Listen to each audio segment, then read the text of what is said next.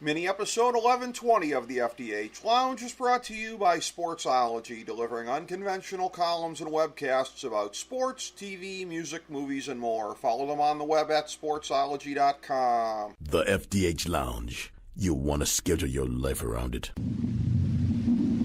A long time ago, on a gloomy, wet Cleveland spring night, two men stand alone amidst the late-night drizzle. Their voices echo across the vacant station parking lot as they debate the merits of the great American radio show that have been missing for far too long. On that night, an idea was born. That idea became the FDH Lounge.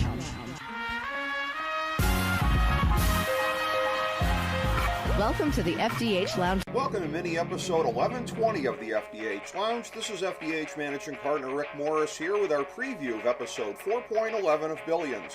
Here's our top 5 developments heading into this week's episode. Number 5. On a show where motivations for betrayal can come out of nowhere, the seeds may have been planted for Mafee to turn on Taylor. Somehow he's the only person working at Mace Cap who doesn't know that the boss is boning the hot new girl. He's been portrayed as unlucky in love previously, so Taylor needs to start thinking immediately about how to handle Mafee's reaction. The initial instinct to push off the move for Lauren to reject him is not going to suffice. Number 4.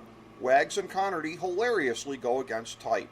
Billions is awesome in terms of willingness to have characters branch out and explore things you never thought they'd do. We know that Mike Wagner's bravado and hard living is a coping mechanism for heartbreaks and loneliness that he'd rather not acknowledge, but we never thought that we'd see him break down in tears quite loudly with Wendy's high-dollar cuddler. And it looks like our initial instinct about Gus tutoring Brian was all wrong. He's not going to channel his abilities into lethal focus. He's going to goad him into something stupid and illegal.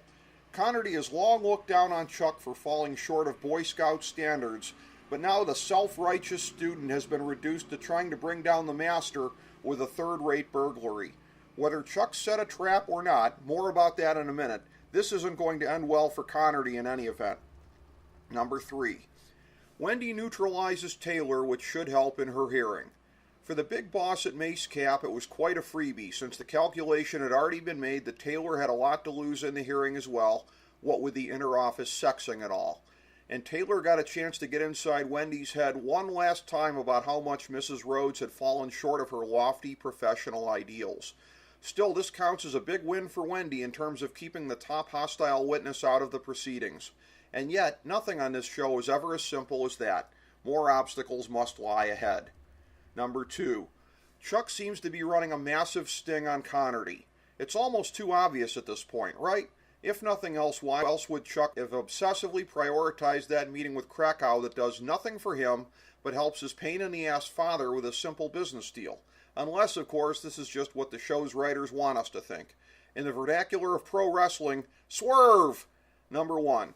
Wendy and Bobby are totally going to become a thing, y'all. What has been lightly hinted at previously is now very much evident. The first Rhodes Axelrod war was waged with Wendy as subtext. The second one will be waged completely because of her.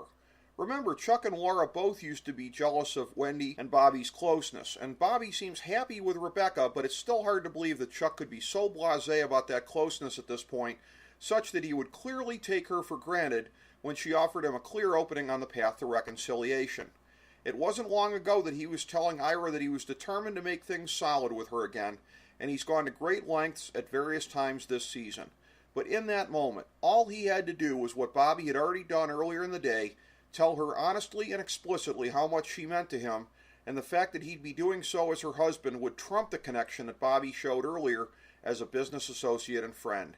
In the boardroom meeting, Bobby and Chuck were already sniping back and forth, proving that their egos were far too large indeed for them to ever last on the same side for that long, and their renewed warfare, likely in Season 5, should be more intense than ever when Bobby takes what, on some level, maybe, has always been his, away from Chuck. Just imagine Jock, Taylor, and everyone else on the chessboard in that dynamic. Thank you for tuning in to this mini episode of the FDH Lounge. As we bring the show to a close, we would like to extend our deepest gratitude to NBC, CBS, ABC, Fox, all Clear Channel affiliates, TNT, TBS, USA, UPN, Deadspin.com, YouTube.com, YTMND.com, MySpace.com, various blogs, Fox News, CNN, CNBC, MSNBC, IamBoard.com, Billboard.com, Google.com, ESPN, ESPN2, ESPN News, ESPN Classic, NBA TV, NFL Network, Sports Time Ohio, Athlon Magazine, Comedy Central, Cartoon Network, The Boomerang Channel, QVC, BET, The Spice Channel, Steno Notebooks, Manwich, Papermate Office Supplies, Waitresses, Strippers, Bartenders, Garbage Men, Janitors, Microwave Popcorn, the writers of The Office, Scrubs, Entourage, My Name is Earl, Oz, Metalocalypse and the Boondocks, Aquafina, and The Periodic Table of Elements.